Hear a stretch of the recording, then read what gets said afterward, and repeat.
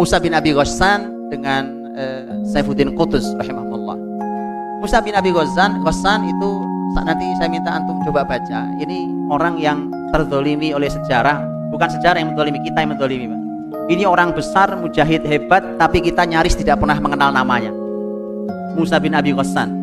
Musa bin Abi Ghassan itu hadir di hari-hari terakhir kejatuhan Granada. Saat itu semua sudah di pengkhianat 4, pemimpin tertinggi, 2 menteri, 1 ahli fikih. 4, Pak. 4 pengkhianat besar ini semua memimpin. Datang Musa bin Abi Ghassan. Saya bacakan kalimatnya Musa bin Abi Ghassan. Dia mengatakan, jangan serahkan Granada. Biarkan kami berjihad fisabilillah. Biarkan kami berperang fisabilillah. Jangan menipu diri kalian sendiri. Jangan menyangka kalau Nasoro akan memenuhi janji mereka, karena Nasoro mengimimi janji, udah serahkan saja Granada, nanti kalian akan kami pertahankan, tidak kami ganggu masjid kalian. Musa mengatakan tidak, mereka tidak akan penuhi janji. Jangan bersandar pada besarnya kerajaan mereka. Kematian hanya sedikit dari ketakutan kita. Artinya kalau cuma mati simple buat kami. Yang lebih dari itu bukan mati. Di hadapan kita ada penjarahan kota-kota kita dan penghancurannya, pengotoran masjid-masjid kita, perobohan rumah-rumah kita, pemerkosaan istri-istri dan putri-putri kita. Di hadapan kita dosa keji, fanatisme buas, cambuk dan belenggu rantai. Di hadapan kita penjara, siksaan dan pembakaran. Kalimatnya sangat kuat. Itu di hadapan mereka. Tapi namanya orang sudah buta, sudah syahwat yang bicara. Musa bin Abi Ghassan membentur tembok syahwat. Akhirnya Musa kata, dia gerakkan timnya, kemudian mereka syahid semua fisabilillah. Musa bin Abi Ghassan rahimahullah ta'ala. Saifuddin Qutus juga sama. Ini di zaman yang berbeda. Tadi ketika pasukan Mongol memporak-porandakan Baghdad, dan setiap kota yang didatangi oleh pasukan Tatar, mereka dikirimi surat oleh Panglima Tatar.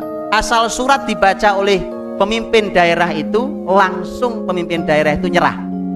Cuma baca suratnya pasukan Tatar.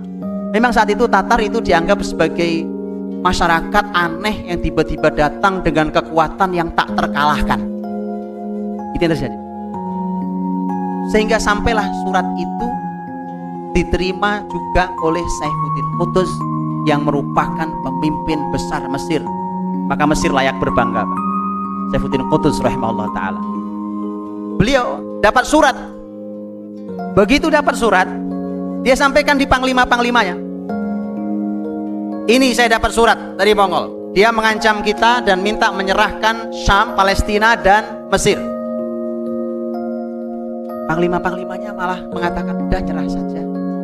Sama, Pak, sama. Mental jatuh. Kayak kita hari ini. Kita susah bangkit hari ini. Setiap disampaikan tentang sejarah Islam, orang bilang itu dulu, Pak. Zaman kita beda, Pak. Keadaan berbeda, apanya yang beda? Matahari masih sama, bumi masih sama. Sunatullah berjalan, Quran sunnah masih ada. Kita seringkali berkata itu beda zamannya, beda keadaannya, tidak mungkin. Kita bangsa kalah. Untuk itulah kemudian itu yang harus dihadirkan. Nah, apa kalimat Saifuddin Qutus? Begitu panglima-panglimanya menyarankan untuk menyerah, ini kalimatnya. Saya langsung yang akan hadapi Tatar, wahai para pemimpin muslimin. Sekian lama kalian telah makan dari Baitul Mal, kan mereka digaji oleh negara. Sementara sekarang kalian benci perang. Saya pasti berangkat. Siapa yang memilih jihad akan bersama saya. Siapa yang tidak memilih itu, pulanglah ke rumah kalian. Sangat kuat kalian. Berangkat.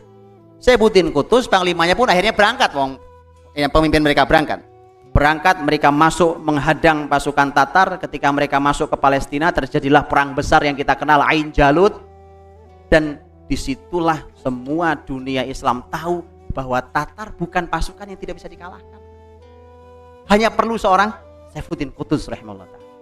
Harus ada orang yang nekat begitu, berani, Pak. Ternyata baru tahu, mati panglima Tatar di Bisan, di dekat Ain Jalut. Mati, Pak. Kalah. Setelah itu baru dunia Islam tahu, oh ternyata mereka pasukan yang bisa dikalahkan. Hari ini kita semua serba nyerah, Pak. Sekarang peradaban serba canggih, serba ini, serba itu, modern. Kemudian kita bilang, kita kan gak punya apa-apa, kita tidak bisa. Buktikan, hadirlah seorang Saifuddin Qutuz rahimahullah ta'ala. Seperti disampaikan oleh guru saya Dr. Muin tadi, bahwa kalau ada disebutkan mujaddid di setiap awal 100 tahun, mengapa tidak kita yang mengatakan itu saya? Itu kita di bidang kita. Bukan kita bertanya siapa ya orangnya, tapi kita orangnya.